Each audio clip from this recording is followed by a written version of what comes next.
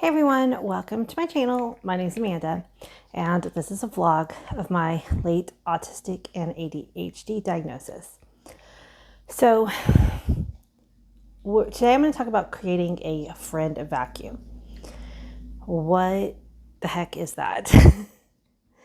So I think it's going to resonate with a lot of people that many of us have been accused of being annoying or being too annoying in our lives. It just seems to go with the territory of being autistic or ADHD. Oftentimes we're told we're too loud, too talkative, we move too much, we don't sit still, we ask too many questions, and a lot of these things get interpreted in an overarching way as you're too annoying. Stop being you. And we internalize it and we diminish ourselves and become smaller and smaller. And over time, we stop doing these things or the things that we like to do because we want to be accepted and we want people to like us. That's just human nature. There's nothing wrong with that. The problem is we stop becoming who we are. It's all part of the masking your autistic and ADHD traits to be more palatable to the people around you. But here's the thing that I have been learning as part of my unmasking process is that basically you are going to annoy somebody always, no matter what. And this applies to people who aren't even neurodivergent. There's so many people on this planet, you are going to annoy somebody. So if you start with that as your basis and you just realize that no matter what you are going to do, you're going to annoy somebody. It's easier to hear the next part, what I have to say. And that is stop trying to not annoy people. That's different than not be polite. We want to respect people's boundaries. We want to be polite. But as long as we're doing things that aren't harmful to ourselves or to others, then choosing not to do things because you're too annoying is going to just diminish your own being. And so this is where I come to the friend vacuum. We only have so much mental capacity in our lives to have connections. And this is going to change from person to person. Some people can really keep up 20, 25 friends and connections. Maybe some people can do more than that. Some people can only have one or two friends. That's all they have the capacity for, and that's okay too. How many friends we have is not a reflection on who we are as a person. And different people are going to have different needs for how many friends they have in their life. I find that personally, because I'm very extroverted, I tend to want to have a lot of friends in my life, or what I consider a lot. But basically, it's because I haven't found, other than my husband, who isn't even still every single thing that I need in a person. And that's okay. When people get stuck on the idea that their partner has to fulfill every need in their life, that can actually be harmful for relationships. If you find that, that's awesome. But it's fairly rare. And it's okay for your partner not to fulfill every single friendship need that you have. So my husband is my person. He's my best friend. I can tell him anything, but he's not gonna, he doesn't like going shopping. And I do sometimes like to shop. So I'm not gonna go to my husband when I want a shopping partner. And that's okay, right? It's okay to have a life partner who isn't your everything. And if you recognize that, then you don't put pressure on them to do things that they don't want to do. But that's a whole different conversation. But anyway, so yes, I have my husband who is the person that I can tell just anything to. I have a friend who loves to shop. The funny thing about that is I like to window shop, but I don't really like to spend money. I always overthink every single purchase that I ever make. There's a light line on my neck here, and it's kind of funny. I like to window shop, but when I'm like purchasing stuff, I don't like to do it with people. I want to be by myself because it's too overwhelming to think about what I need to buy and socialize at the same time. But I do enjoy shopping sometimes when I'm regulated because stores can be so overwhelming. But I have a friend that I really love shopping with. And I have a friend that I love to just sit in a tea house and have super deep conversations with. My shopping friend doesn't really love the deep philosophical questions as often. Like we sometimes go there, but not as often. And then I have a friend who, I talk like crochet hobbies with and things like that. And we talk about books and hobbies and more like physical crafty stuff. I have a friend that most of our relationship is based on our kids, like the fact that we have kids of similar age. And so our discussions revolve around that. So I have different friends that fit different needs.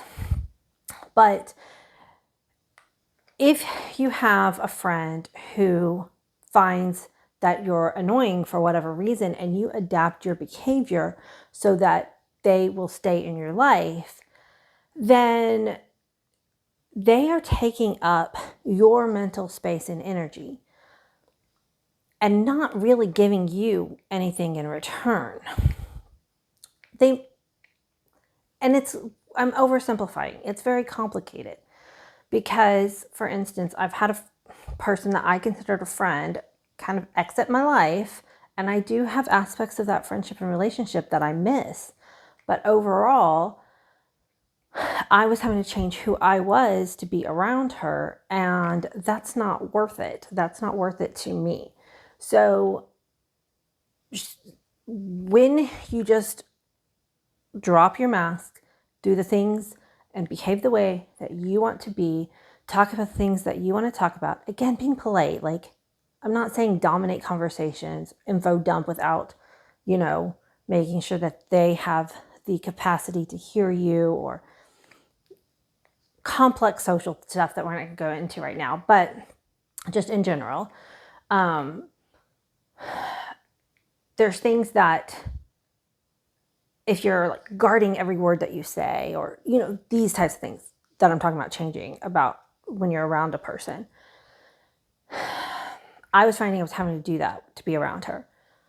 I stopped doing that. She exited my life. What I mean by exited, it was a quiet exit.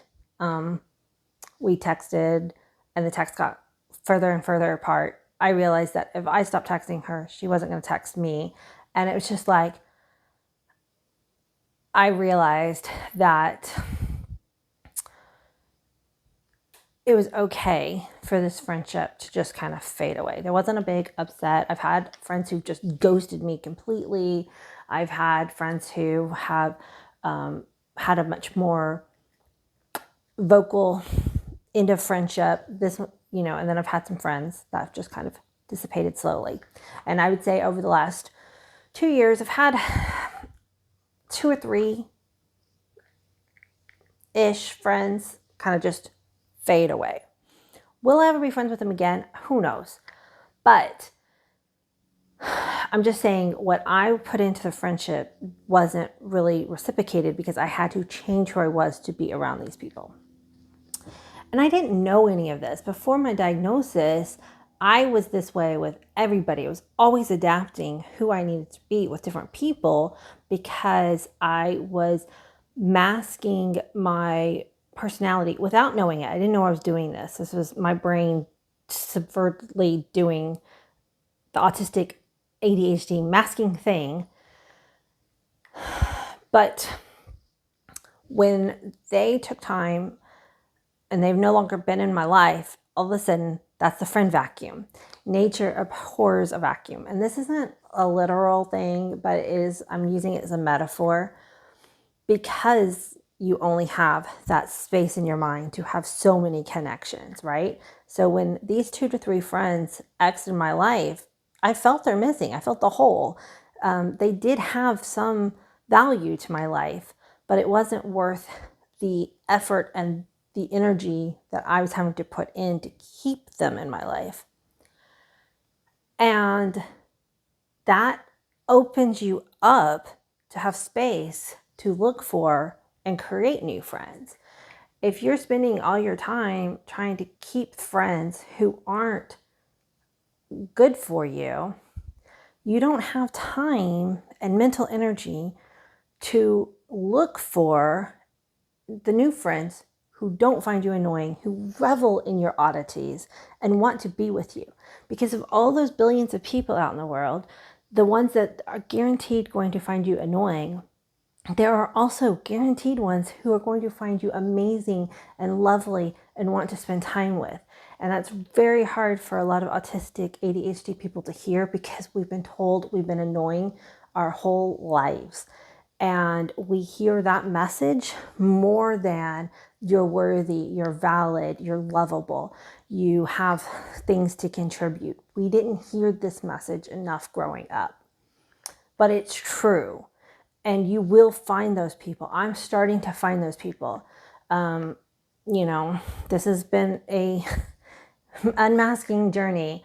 My last video, I was crying. I was upset about a friend canceling tea, but I was also very, very proud and happy that once she felt comfortable to cancel with me without feeling like she needed to change or mask who or what her health was, that she could just do that.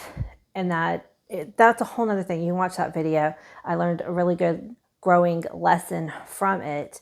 But she's one of the new friends I'm talking about. It's a new friendship we're developing. Will we become besties of best? Who knows?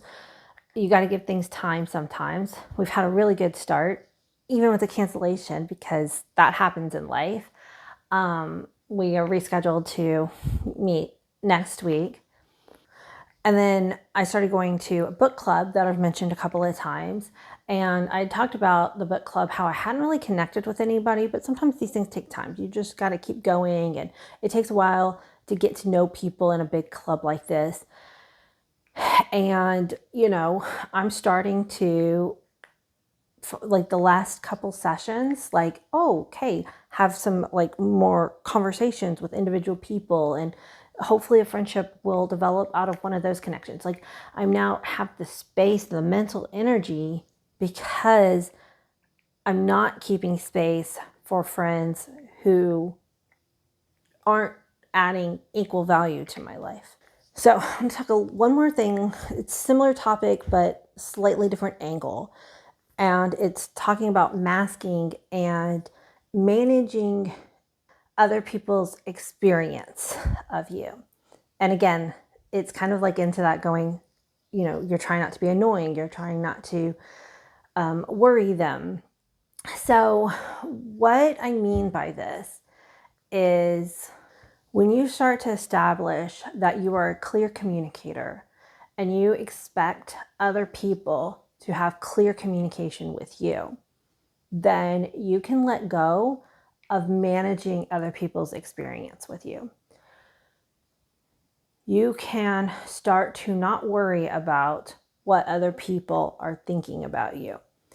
When we were children, many of us as undiagnosed autistic people had to keep the adults and other people around us, teachers who are adults, basically we were managing their experience of us. We were making sure that they stayed happy, because then that kept us safe.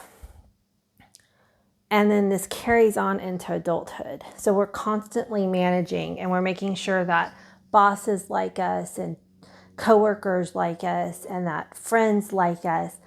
And we are so busy making sure that we are bending over backwards for other people, that again, we forget to do that and take care of our own self. So if you find yourself apologizing a lot, like, oh, I'm sorry I interrupted too much, or I'm sorry I'm texting too much, think in the back of your head, am I managing someone else's experience of me? I'm going to trust that they are an adult and that they know how to communicate and that they can set their own boundaries. And so if I'm texting somebody 3 times a day, chat with them, see how they're doing, and that's too much for them, they should be able to clearly communicate with me. Hey, Amanda, you're too many texts, maybe not every day. Can we try texting every other day? Whatever it is, but allow people the space to communicate and then react without feeling like they were being harmful. They were clearly communicating. Okay, they have a need, they have a boundary. Is that something that I'm willing to adjust to? Okay, this person needs me to text them less. That's cool. That means that if I need somebody to text with more often, then I need to try to find a friend who fits that need, or I need to try to